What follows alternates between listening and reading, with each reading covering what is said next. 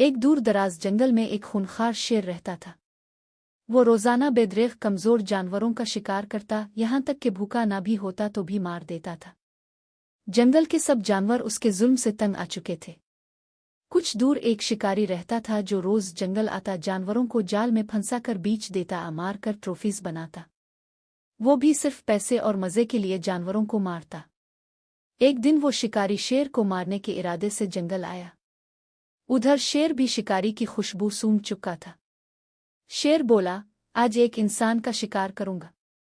شکاری بولا، آج جنگل کا بادشاہ میرے جال میں ہوگا۔ دونوں ایک دوسرے کی تاک میں لگے رہے۔ اچانک دونوں آمنے سامنے آ گئے۔ دونوں نے ایک دوسرے پر حملہ کیا۔ شکاری نے گولی چلائی، شیر زخمی ہو گیا مگر مرنے سے پہلے شکاری پر جھپٹا اور اسے بھی مار ڈالا۔ شیر اور شکاری دونوں مر گئے۔ درخت پر بیٹھی ایک فاختہ یہ سب منظر دیکھ رہی تھی۔ وہ آہستہ سے بولی، ظلم کرنے والا خواہ انسان ہو یا جانور، اس کا انجام ہمیشہ برا ہوتا ہے۔